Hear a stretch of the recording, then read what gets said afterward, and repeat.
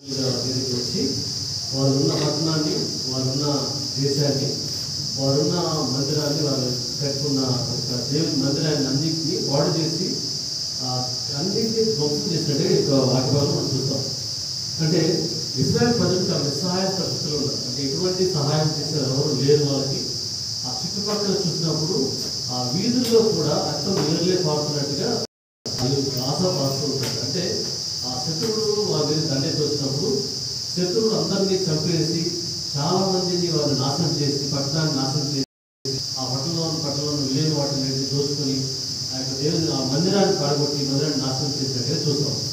నిస్సహాయ పరిస్థితుల్లో ఉన్నప్పుడు ఎటువంటి సహాయం అంటే సహాయం చేసేవారు ఎవరు లేరు. ఎటువంటి సహాయం వారికి అందే పరిస్థితుల్లో లేదు. వారికి రక్షణ దొరకడం ఎవరు లేరు.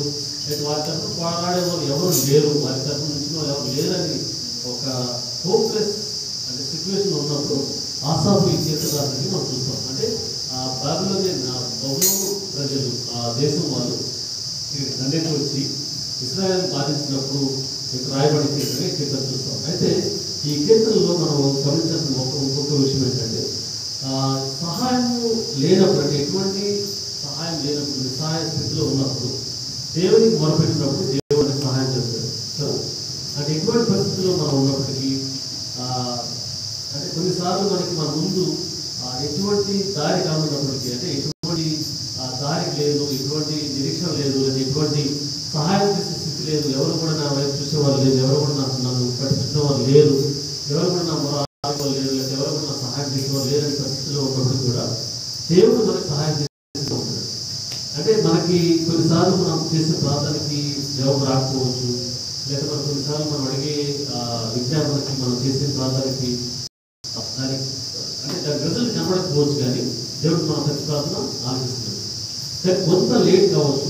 నేను ఎక్స్పీరియన్స్ చెప్తాను. మనం చెప్తున్న ప్రతి పరిస్థితుల్లో కొన్నిసార్లు మనం అనుకున్న జరగకపోవచ్చు, లేకపోతే కొన్నిసార్లు మనం అనుకున్న పరిస్థితులు ఉండకపోవచ్చు, లేదా మనం అనుకున్న విధంగా లేకపోతే ప్లాన్ చేసిన విధంగా మన సిచ్యువేషన్స్ ఉండకపోవచ్చు. కానీ సమస్తము కంట్రోల్ చేసేవారు దేవుడు.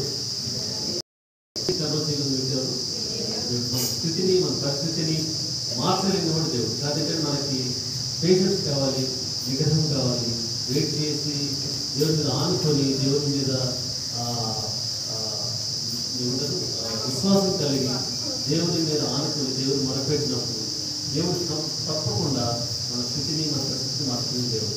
అలాగే కీర్తన మొత్తం చదివినప్పుడు ఆ శత్రు రాజులు ఆ ఇశ్రాయేల్ మీద దండెత్తి వచ్చినప్పుడు, ఆ పట్టణాన్ని నాశనం చేసినప్పుడు, ఎంతోమంది చంపి రక్తం అంతా వీధుల్లో ప్రవహిస్తూ ఉన్నప్పుడు వాళ్ళకి సహాయం చేసేవారు ఎవరు లేరు అనుకున్నప్పుడు ఆశాపు మాట్లాడు ఆలోచించండి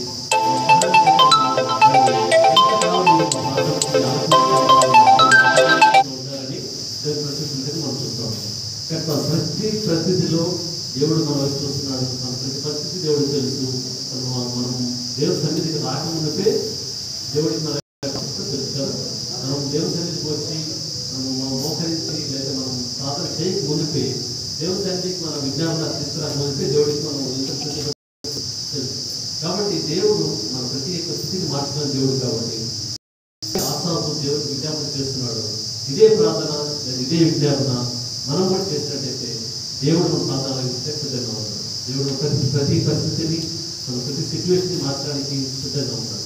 కాబట్టి మన ఈ యొక్క ఆదివార సమయంలో, ఆదివార కాలం ముందు మనందరం కూడా ఆశాపు వలె, కీర్తనకారుడు ఆశాపు వలె ప్రతి పరిస్థితిని దేవుని దగ్గర తీసుకొచ్చి, ప్రతి ఒక్క సిచ్యువేషన్ దేవుని దగ్గర తీసుకొచ్చి, దేవ మా జీవితాల్లో మీరెంతకాలం మీరు ప్రార్థన చేసినప్పటికీ మీరు ఆలోచించుకుంటున్నారు, మీరెంతకాలం మా మొదటి జీవించుకుని ఉండాలని ప్రార్థిస్తున్నాను. దేవుడు తప్పకుండా ప్రతి పరిస్థితిని మార్చుకునే దేవుడు. దేవుడు కొన్ని వాటిని జీవించారు.